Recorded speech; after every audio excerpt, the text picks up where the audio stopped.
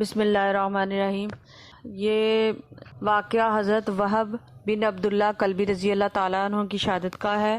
وہب بن عبداللہ اپنے قبیلے کا خوبصورت نوجوان، ماں کا اکلوتا بیٹا، یتیمی کا احساس، شادی ہوئے صرف 17 دن گزرے تھے۔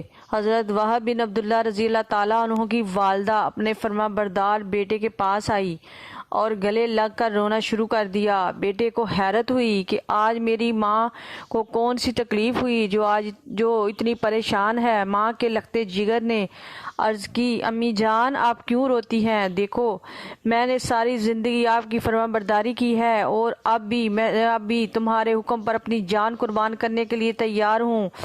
ماں نے جب اپنے بیٹے کی یہ گفتگو سنی تو کہنے لگی، اے میرے نور نظر، اے میرے دل کے چین، اے سعادت مند بیٹے، میں نے تجھے پالا جوان کیا اور ایک لمحہ بھی تجھے اپنی آنکھوں سے دور نہ ہونے دیا۔ میں نے بڑی تکلیفوں کے بعد تیری جوانی کی بہار پائی ہے اور اب بھی ایک لمحہ تیری جدائی برداشت نہیں۔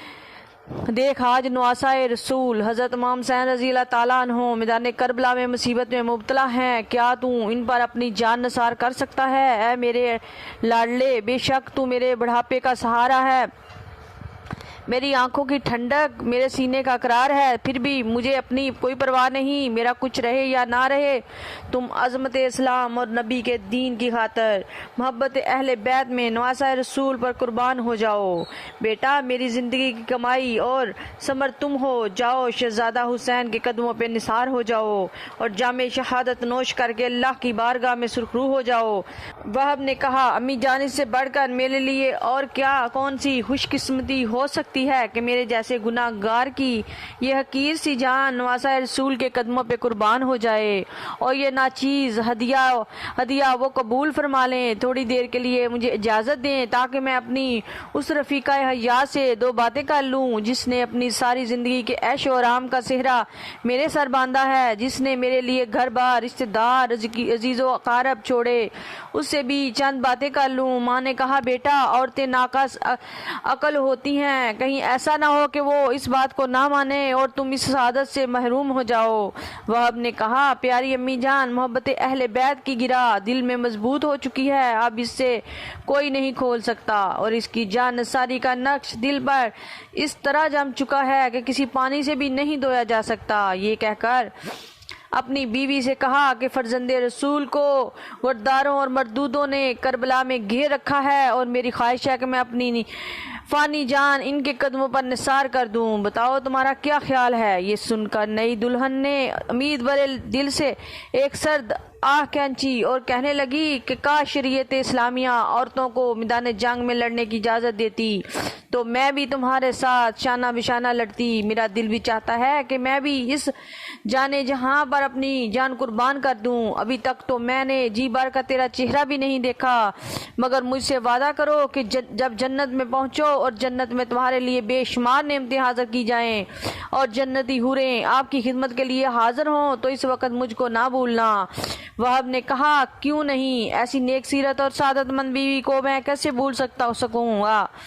پھر حضرت وہب اپنی ماں اور بیوی کو ساتھ لے کر نواسائے رسول کی خدمت میں حاضر ہوئے۔ دلہن نے عرض کی کہ قبلہ میں بے کس ہوں، نہ میرا باپ ہے اور نہ میری ماں، نہ کوئی بھائی اور نہ میں کوئی رشتہ دار ہے یا ابن رسول صلی اللہ علیہ وسلم۔ میرا یہ نوجوان شوہر حضور کے قدموں میں اپنی جان قربان کرنے کی تمنا رکھتا ہے۔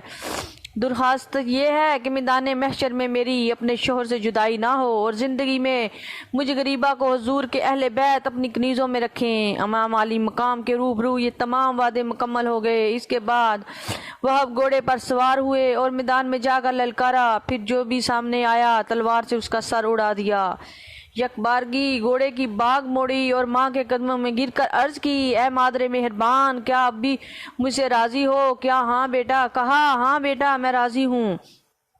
اور پھر بیوی کے پاس جا کر اس کے سر پر ہاتھ رکھا جو بے قرار ہو کر رو رہی تھی، اس کو صبر دلایا۔ اتنے میں دشمن کی طرف سے آواز آئی، ہے کوئی مقابلے میں آنے والا؟ وہب یہ سنتے ہی گھوڑے پر سوار ہو کر فوراً میدان کی طرف روانہ ہوئے۔ نئی دلہن ٹکٹ کی باندھے دیکھ رہی تھی اور آنکھوں سے آنسو جاری تھے۔ وہب نے جاتے ہی دشمن پر بھرپور وار کیے تو اچانک لشکر اشکیا کی طرف سے حضرت وہب پر چاروں طرف سے حملے شروع ہو گئے۔ آخرکار آپ زخموں سے چور ہو کر زمین پر گر پڑے۔ اتنے میں ظالموں نے بڑی بے دردی سے ان کا سر کاٹ کر لشکر امام کی طرف ڈال دیا۔ وہب کی ماں اپنے شہید بیٹے کے سر کو چوم رہی تھی اور کہتی تھی کہ اے بیٹا، اب تیری ماں تجھ سے راضی ہو گئی۔ پھر سر اٹھا کر اس کی دلہن کی گود میں رکھ دیا اور دلہن نے اپنے محبوب شوہر کے چہرے کو بوسہ دیا اور پروانہ کی طرح اس شمع جمال پر قربان ہو گئی اور ٹھنڈی آہیں بھرتی ہوئی سسکیاں لیتی ہوئی وہ بھی اس کے ساتھ ہی دم توڑ گئی۔ انا للہ و انا الیہ راجعون۔